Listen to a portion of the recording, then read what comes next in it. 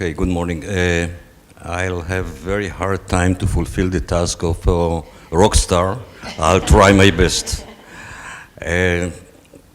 Well, I was born in Warsaw in 1940, the middle of the war, after the war started. And I was born as Marian Skowronski. I changed names many times, not because I bankrupted sometimes, but I'll tell you the story later. And I came to Israel. I made Aliyah in 1945, right after the war finished. Going back to the issue that you just mentioned, this story starts something like 10 years ago. Two pilots at El Al cockpit, in a cockpit of 747, after takeoff, they have nothing to do. The autopilot takes over, and there is 11-hour flights to New York. They started to to gossip. After they finished the chapter of the gossip about the stewardesses, one told the other, started to tell the other the story of his life. And after he finished, he said, well, I didn't know that you're a survivor, in Hebrew, palit, that you survived the war. And you know, I am a survivor too. Two captains in a cockpit, both pilots. And they say, gee, it's interesting, how many like us there are in Israel? And I said, well, probably 5, 6, 10 maximum. But one of them was not lazy, and he went to the history department of the Air Force and to Yad Vashem, and they started to collect the names, and they were shocked. Right now we know of 138 people that became pilots or air crew in the Air Force, pilots, navigators, bomb droppers, whatever. Anybody who got wings from the Israeli Air Force, and we created an association, Amuta, which took upon itself to tell the story, because many of those people were very, very instrumental in creating the Air Force, and by the way, creating one chapter of the Israeli state. Some of my friends tell me that we took the part of the phoenix, you know, the bird that came out of the sand. So we had to build ourselves wings, and I did, in a way. If I'm going to tell the story, my story, I have very little to really impress you or give you new knowledge about the time of the Holocaust. I was a baby. And I don't remember too much. I have some flashes here and there. And I remember a lot from the stories of my mother, who was a very pretty woman, a very airy look, blonde, blue eyes. And besides her looks, she was extremely smart, courageous, and a real survivor. Because of her, we survived, my mother and myself. As I said, I was born in Warsaw, and because of my mother's look, she was free to go in and out of the ghetto very, very easily, especially with false papers, of course. But at one time, she started to feel that the Poles, which collaborated with the German and were gifted or were paid for giving in Jews, were following her.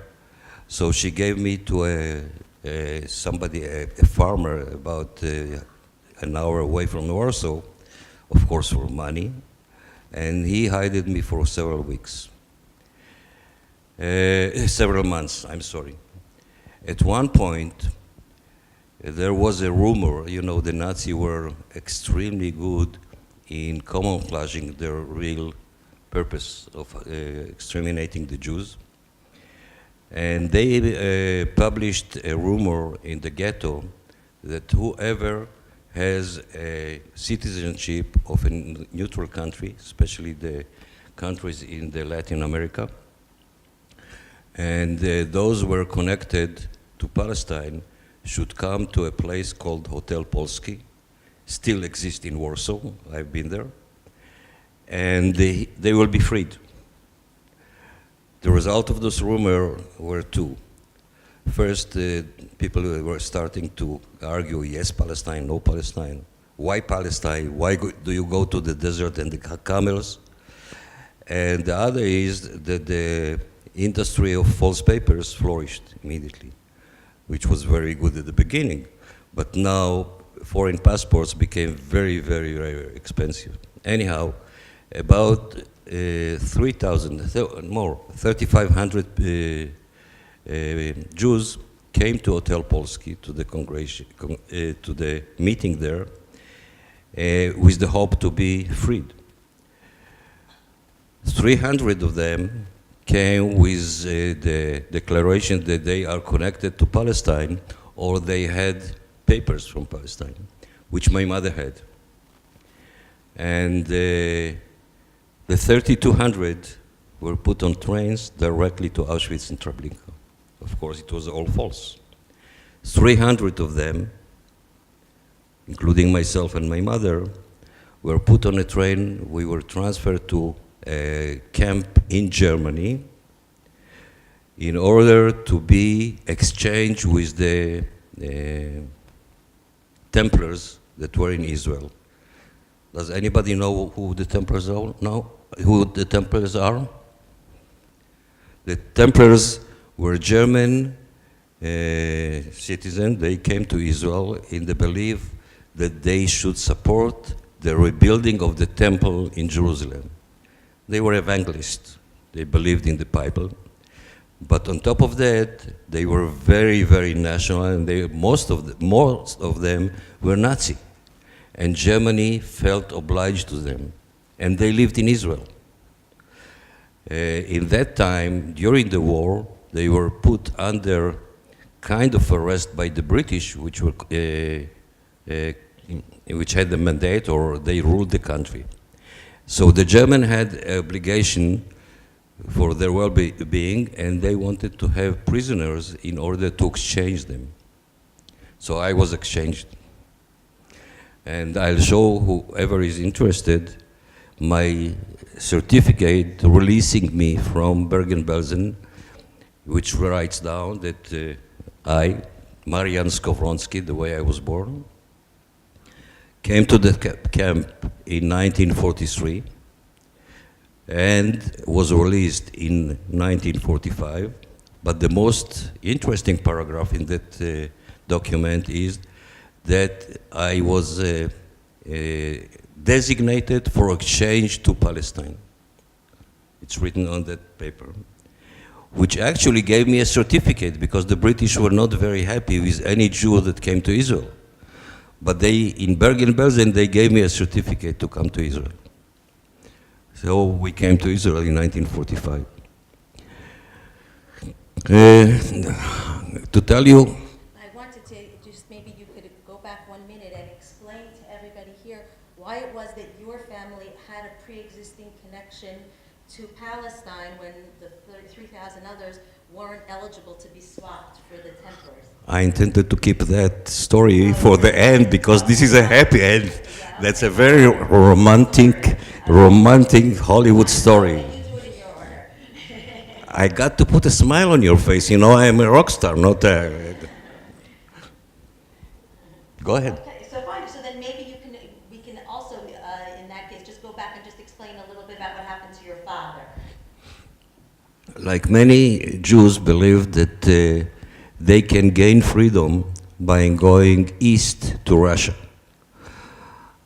We don't know exactly till now who captured him. The Poles that gave him in to the Nazi, or the Nazi-ized group found them. In any case, my father, my biological father, was murdered on his way to Russia. And after my mother and myself, we came to Israel, they found witnesses that witnessed that he was murdered, and she became a widow, officially widow by law. Would this be a good time to talk a little bit about the family's history of love, or a little bit of that, we get a flavor of what your family was like? My mother's roots are in Lodz, not in Warsaw. And she was born to a very well-to-do family that dealt with textile, like most of the Jews in Lodz. She had 6 brothers, only one survived. Her parents and most of her brothers and sisters were killed when the German actually destroyed the Lodz ghetto. And if anybody will get to Lodz, there is a very nice memorial with a train station where all the Jews came over there to be sent to Treblinka. And but my mother was married to a family in Warsaw, to my father, Hirsch Skowronski. By the way, there is in Warsaw, there is a place which is called the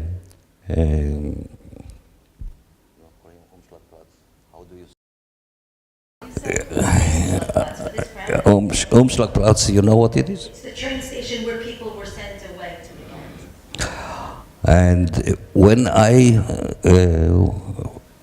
remember my name, Marian Skowronski. Skowronski is a Polish name of really noble Polish people, and Marian sounded to me very Catholic. So I always told myself, well, they gave me these crazy names because they wanted to disguise me from the German. But I came to this Umschlagplatz, and in the Umschlagplatz there is a wall all covered with a typical Jewish name of Warsaw. And I was reading there, and all of a sudden I see Marian. So I got my name in peace now. I was officially typical Jewish name. Okay, I want to leave time for when we come. Do you want to tell your Hollywood story at the very end, after you talk about coming to Palestine and what it was like to try to adjust to your new life here? Well, being immigrant is a very tough job. Being immigrant that comes from the Holocaust, I remember that I was on the way from Bergen-Belsen to Antwerpen, and I was holding my mother's hand, and this is something I remember. And I saw some potato peels in a trash bin. I told my mother, look, they are throwing away food. And she tried to buy me an ice cream, and I said, no, I don't eat these kind of crazy things. So, being an immigrant that comes from this culture to a kibbutz, because this is where I stayed almost first thing when I came to Israel, and all the locals, all the sabres, which were very sun-tanned and very sportive, and all of a sudden comes a crazy guy that collects the, how do you say, the krum shel halav, the crust of milk, because the sabres didn't like the crust of the milk, and then I was very, very fond of that. That had a lot of fat, and nobody wanted spinach, except I collected the spinach from everybody. And when they started to call me Marian, they joked at me. So immediately I became Moshe. And Skowronski, out of the window, I was Moshe S. That's it. And it took me some time. I was very, very timid. I was very shy. I had very hard time to socialize with everybody. But I survived that. Later, my mother remarried who is a gentleman from Haifa, so we came to Haifa. And that was easier because I got my first lesson in the kibbutz, how to behave like Sabres, and I really became Dennis the Menace. I did havoc everywhere I was. But I graduated school, and then my family had to move to Tel Aviv, so I graduated high school. And all that time, I don't know where, maybe because of the story of the phoenix, I had to build myself wings. I was always interested in airplanes. And my Polish Jewish mother, I'll never forget that when I was 9, I suffered from short sight. And they gave me glasses. And she stood next to me and said, "Oh, pilot, you'll never be." But that was short sight, which goes away with age, so I disappointed her. Before you even discuss later on as being a pilot, I think, there are a lot of studies about survivors and the critical ages at which you are liberated and what you missed out on. And I imagine that being someone who was so young, you came out and you had never been to school. And all of a sudden you're being thrust into a whole new educational world. This is not typical to me, but many of my friends came as teenagers, and they had no education before. They never saw a kindergarten. I didn't see kindergarten, but I did visit first grade. When I was 6 or 7, I started to go to school. But many of my friends didn't, and they started only in the 5th grade or 6th grade or 7th grade.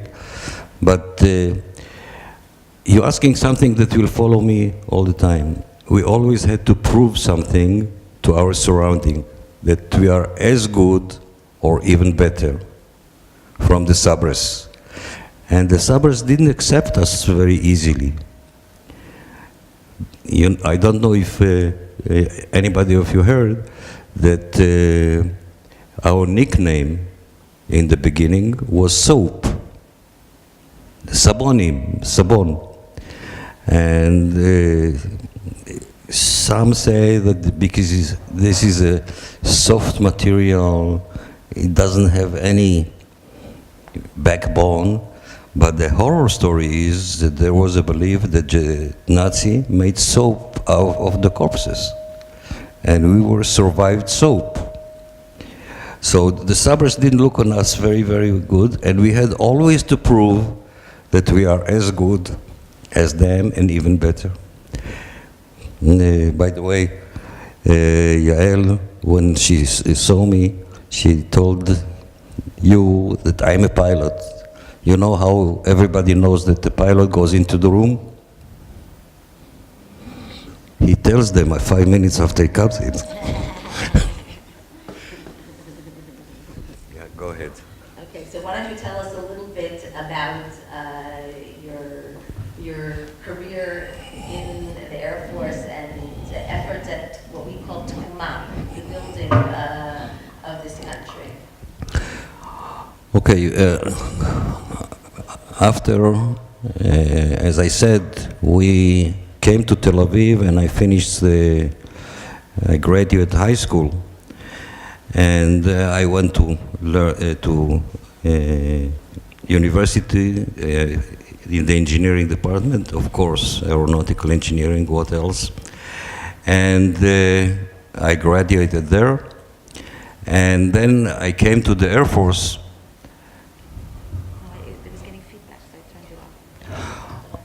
I came to the Air Force. At the beginning, I didn't want to become a pilot. In matter of fact, they tried to convince me to become a pilot, and I said, look, I just burned 4 years here in the Technion to become engineer, and now I'll start flying, and the career is 7 years. I'll forgot even the simplest equation that I learned. Then I said, no. I'll keep on being technical. And in the same spirit, that motivated us all the time, me and some of my colleagues. I tried to be better than everything, do things better. I was lucky to be involved in one of the very chic and sexy projects in the Air Force, which was a hard plan of an engine from a US aircraft into a French aircraft. You know, after the 6-day war, the French put an embargo on us. They stopped selling us spare parts. We didn't get any parts for our French airplanes. And the Americans started to give us airplanes, so we took an engine from an American airplane and exchanged it, put it into a French airplane. At that time, it was very innovative, especially we did the whole thing within 6 months. So I got, with another 2 friends of mine, the highest prize in the defense industry, Pras Bitchon Israel. And after that, all of a sudden I said, okay, now time to have fun. I approached the Chief of Staff of the Air Force, and with a very complicated story, I told him, look, I have a licensed pilot, a pilot since the age of 17, and I had many, many hours in the air. I want to fly in the airport, in the Air Force. I said, well, you are a little bit old, but there is only one way to fly in the Air Force. You have to go to flying school. I said, okay. Where are the papers? I'll sign the papers. And when I am still the oldest that ever graduated flying school, my 2 daughters were standing in the crowd when I got my wings. And that was really very, very funny. But during the whole time, many of my friends asked me, how come you didn't say that you are a survivor, that you are a police? We didn't talk about it. The 2 guys in the cockpit in the 747 never talked to each other. When he started to build this amuta, this association, I met friends that I know them for 35 years, and we look at each other and say, you are a Palit? I said, yeah. And you are a Palit? Yes. And we never talked to that. Last week, there was a meeting of survivors that came to Israel on the Exodus. The Exodus itself is a horror story. And 2 guys. Does everybody hear about Exodus? So this time we did, this time we didn't. So can you say a little bit about Exodus? It was in the Navy Museum. במוזיאון חיילים זה היה. מה? המפגש. כן. כן.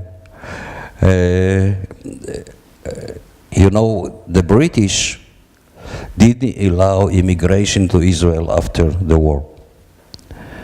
And those survivors that could make it on a ship, on a boat, on something floating, were trying to infiltrate into Israel. And the British Navy had a task to stop them. And they captured 1 ship like that. I can't remember the exact number of survivors that were on the ship, but there were hundreds. And they held them on the ship. They refused to get off board, and they refused to be captured and sent to Cyprus into a camp. So the British took the ship, towed it, and brought it back. Where to? Hamburg. They ran away, they fled from the Holocaust from Germany.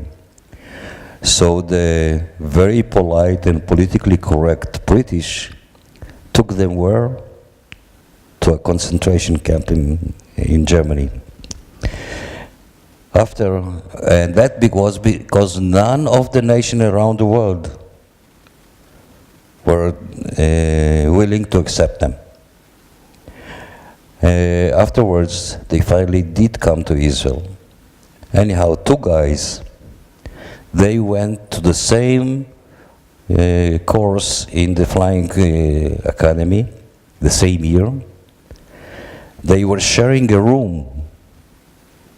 One slept next to each other almost. They both came from Exodus, and they didn't know because they didn't tell. I don't know if we were ashamed of that, but there was nothing to tell, especially the young people, the young guys. Most of my friends, they didn't see the horrors. I didn't see the horrors. I did feel that potato peels are food, probably, more from the stories of my mother. Anyhow, I did go to the flying school, and the story was that I came there and I knew the commander of the school. And he saw me, he said, "Moshe, what the hell are you doing? You are too old." I was already a captain. And I said, "Look, I came here and I have a lot of experience in light aircraft, so I wanted to get a permission to fly light aircrafts in the Air Force. Piper, Cessnas, this kind of aircraft." And he said, "You crazy? You finally came here? Do your best, and we shall kick you out when you cannot meet the standard." I graduated as a fighter pilot. He said modestly.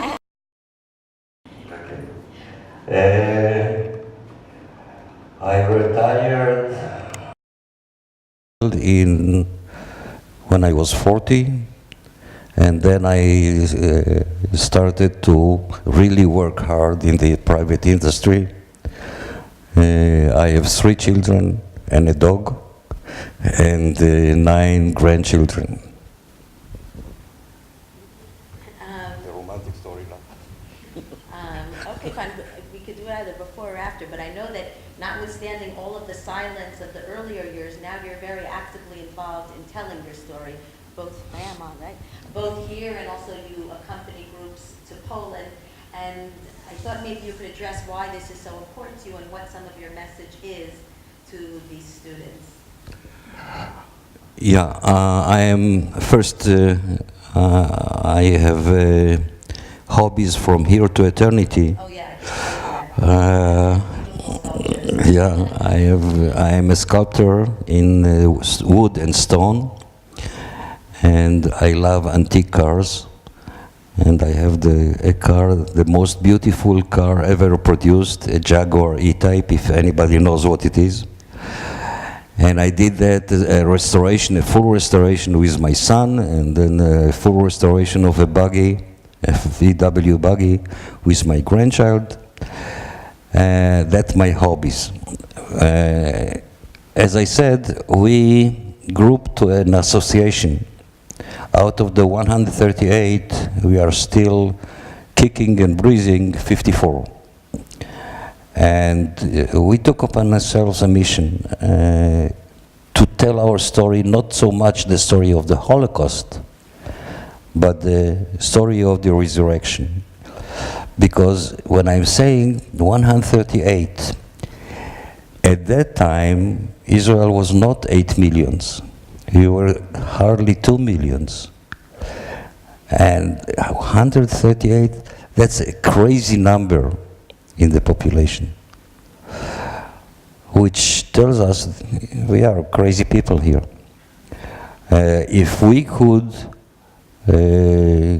resurrect ourselves from the ashes and create a nation with a blooming industry, with a very well-established democracy, with a very high standard of education. Look at the place that you are staying at. That's not normal. That's totally abnormal. So we, and I am proud to be part of this resurrection, we are telling the story because many people don't know it. And I am glad to be here to tell you the story, and mainly to answer your questions if you have any. And we do the same, you know, young kids at the 11th grade or just before they graduate high school, they go on a tour in Poland to the death camps. And I find myself really wishing to be included in these trips as a witness, to tell them the story. And there are a few things that I am discussing with them. One of them is, of course, the question of democracy. And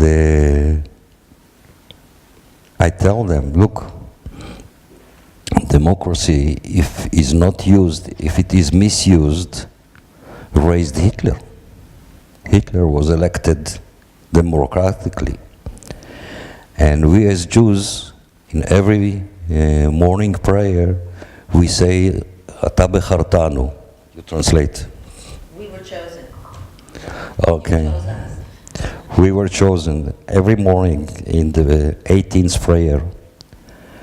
And the question, you choose us for what? Not for Tag Mechir. You translate what it is. I'm not translating. Not, Not for violence.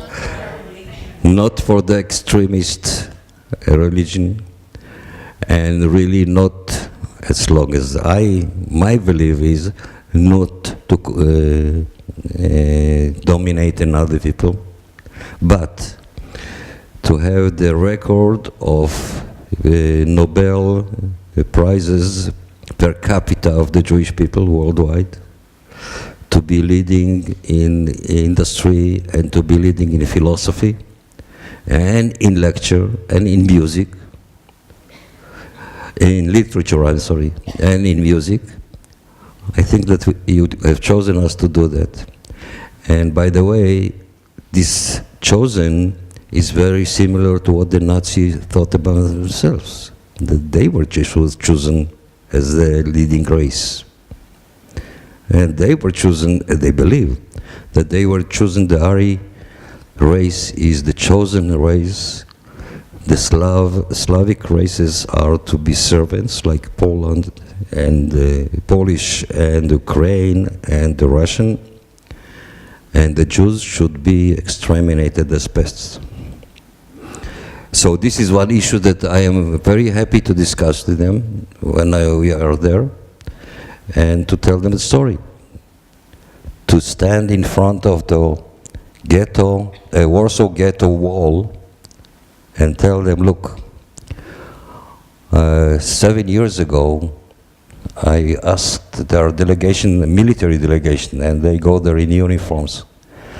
And I asked the leader there to join them. But I had two conditions. First, well, I had only one. I want to be in uniforms. And they said, gee, you are 70. Where are uniforms? I said, look, I don't know, but I want to be there in uniforms. And they had a struggle in the organization somewhere in the army, and said, we never had somebody 70 in uniforms that was already released from reserves. And I said, okay, never mind, but no uniforms, I don't go. At the last day of the preparation, a young soldier lady came with me with a socks with uniforms. And I was standing in front of this wall in Warsaw, uniforms with all the decorations, and I saw a small plaque there that this is the wall of Ghetto Warsaw. Here in my pocket I have the discharge paper from Bergen-Belsen, and I think to myself, gee, I was there inside. And I turn around and I have 180 soldiers in uniforms with me. That's shocking. The feeling of resurrection is shocking till now. When I'm telling the story, I have goosebumps. So we believe that the story should be told, the story should be analyzed, researched, and I am very glad to be here with you to give you a kickstart on that. You can't leave without telling the Hollywood story. Yeah, sure. Just one sentence before I finish. We have two films that I usually want to show people that hear my story. One of them is the story of four guys like me. They were a little bit older, that tell exactly the same thing, not the same story, their story. How they survived and how they went on with their career in Israel. There is one story that I want to mention. One of the survivors became a captain in El Al, and he was also in the intelligence before. And once he got a mission, he was scheduled to fly to Argentina. And when he was there preparing for takeoff, he sees the head of the Mossad coming up the stairs. He knew him. He said, "Rafi, what the hell are you doing?" And Rafi said, and now he asked him, "Whom did you bring in this time?" And Rafi said, "Nobody." But he was the captain that brought Eichmann back to Israel. What did I stop? You want to tell the Hollywood story? The Hollywood story. Everyone's waiting. Yeah. My mother, besides her looks and wisdom, she came from a very Zionist family, and she attended high school, Israeli Jewish high school in Lodz. So she was fluent in Hebrew, and she always wanted to immigrate to Israel, and as a preparation, she came to Israel, to that time Palestine, in '36 to attend agricultural school to prepare herself, because Israel was camels, cows, and oranges. So she had to prepare herself to become a farmer. She went to very famous agricultural school in Nahalal, headed by Mrs. Meisel. Before that, when she was still a youngster in high school, she had a love story with a gentleman. He was several years older, but when she went to, in '36, she went to Israel, his family felt the ground burning under their feet, and they fled to Belgium. He went to school there, he married, and he came to Israel also as a Zionist, and went to a kibbutz, Ma'ale HaChamisha. In '37 or '38, she was in the agricultural school, he was in a kibbutz, and they met. Probably the love story flourished again. And her father in Warsaw heard she has an affair with a married man, took the first boat, came to Israel, took her by her hair, back to Poland in 1938. She met Mr. Hirsch Skowronski, and they married. And a year later, I started crying. I came by. And of course, we went through the horrors of the Holocaust, as I told you. And some of her friends that stayed in Israel, they didn't have any affair of any kind. They stayed in the kibbutz. She wrote them, and one of the letters is very touching, that she's pleading them to help her because she's coming with a small kid. She has nothing. She doesn't have a profession. She's not going to be a farmer, and if they can help her. When we came to Israel on the boat, on the dock, this gentleman, which we had a love story with her, was on the dock. He came לפגוש אותה. To meet her. It came out she was a widow and his wife died of some illness. And the love story flourished again. They married, and I had my first opportunity to change my name, Skovronsky out of the window. Now I'm Hirschberg. Marian went away before, I became Moshe. Years later, the Air Force sent me on some mission abroad, and I was requested to change my name to Hebrew. So Hirschberg went away, and I became Hare'l. The man she married, Avraham Hirschberg, was not only magnificent and loving to her, but he became my real and true father. They didn't have any kids of their own. I became the diamond in the thing. And I really loved him very much and appreciated him very much. He knew secrets about me that my mother never found. When I went to flying school, they were on some mission in England. They lived in England for more than 10 years. So I didn't bother to tell her, look, with all what you think, I am going to fly military. But I told him, and he kept the secret, and he was very proud of that. And this is a love story which should put a smile on your face. You want to open it up to? Yeah, let's have 2 or 3 questions.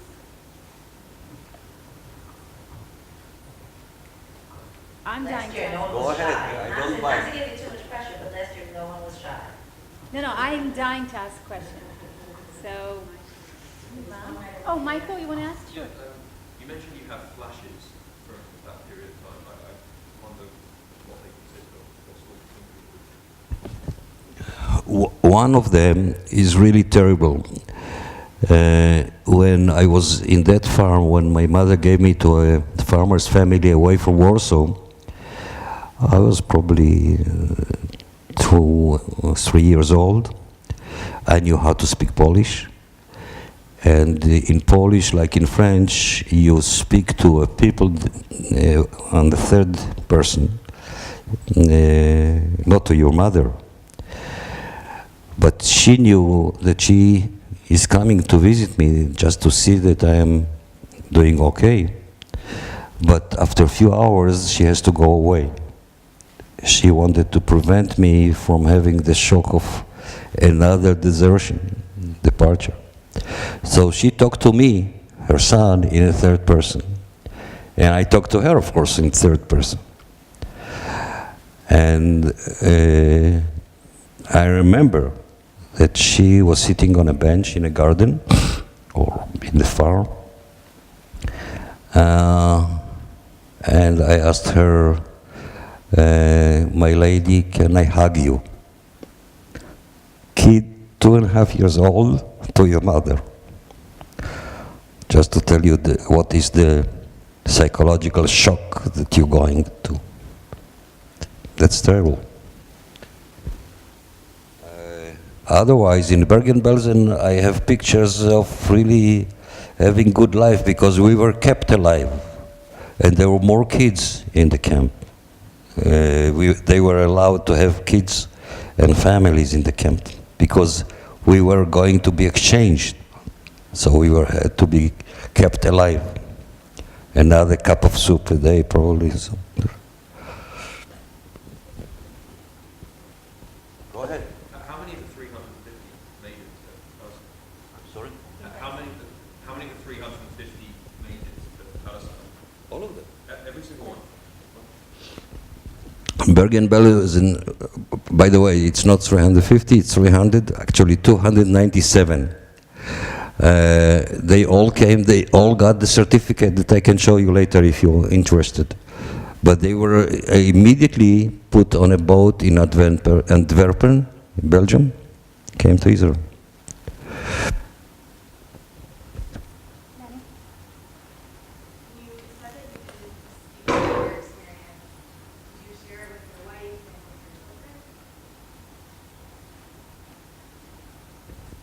with your children? No, I didn't talk to.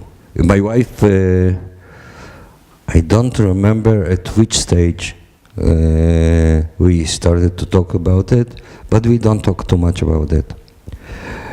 In Israel, we have kind of a trend that kids write a book of their roots, Avodat Shorashim. And my mother told them, this is the first time that they heard about that, was my mother's story. And all of them made Avodat Shorashim.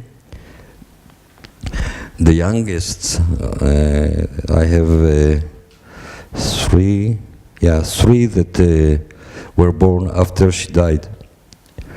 So I'll have to tell them. It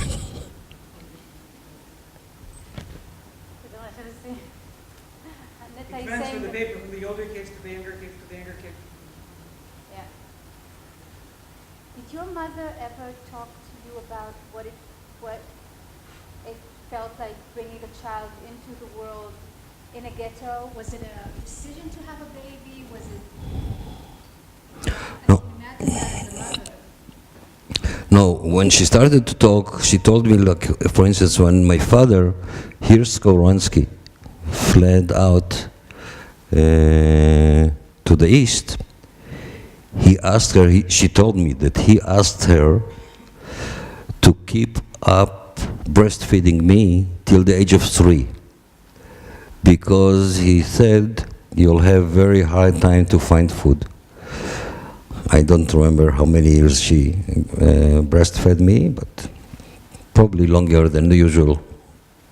And why didn't she stay with him? Because she had a baby, and he told her, look, I'll run away, I'll flee there. If I find a place that we can stay, I'll send for you. And do you know how he was killed? You mean with a knife or with a rifle? I don't know. No. He was captured either by the Nazi or the Poles that were getting paid for bringing Jews in. And they murdered him. By the way, most of the victims of the Holocaust were not in the death camps. They were in the halls, in the burial halls, and the graves, burial graves. I heard of a movie. I just saw the preview of it, not the full movie. I don't remember what it's called, but it's a documentary about survivors that became pilots in the Israeli Air Force. Are you in that movie? Yeah, that's the movie. That's the movie. This is the movie. I am not one of the 4, but later on there are pictures, and one of the pictures is mine. If you want to see the picture, I'll show you. He's very young and pretty. May I add that we're, as the Research Institute, are very proud to have some part of this project because we worked with the association and a postdoctorate of ours interviewed the survivors, those who are still here with us, the pilots, and a book is about to come out, and we're going to see the film, and we're going to meet Shaya Chavsit in a few weeks. He's one of the protagonists in the film. Talking about film, talking about movies, I want to point out one thing.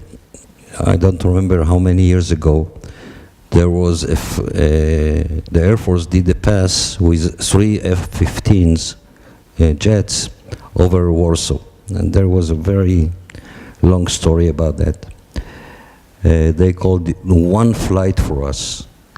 Survivors said that all the nations that fought the Germans didn't find one flight to fly over Auschwitz and destroy the camp. And here the Air Force is doing one flight over Auschwitz. The movie was made by a journalist, so it's a little bit journalistic, but it tells the story that everybody knew. Churchill knew, Roosevelt knew, French, whatever, de Gaulle, but he didn't have a lot of power, mainly Roosevelt and Churchill, and they did nothing. I highly recommend that you watch the movie and maybe take one or two subjects out of that, how politics, very low-level politics, influenced to what happened in the Holocaust. If Roosevelt would have intervened easily, 2 sorties, maximum 3 sorties, for a medium-level pilot that knows how to fly a heading and speed, would destroy the junction that held all the trains to Auschwitz, and he would easily save 500,000 Hungarian Jews. So look into that. Another good movie. Take the movie and take something out of that, make your thesis on it.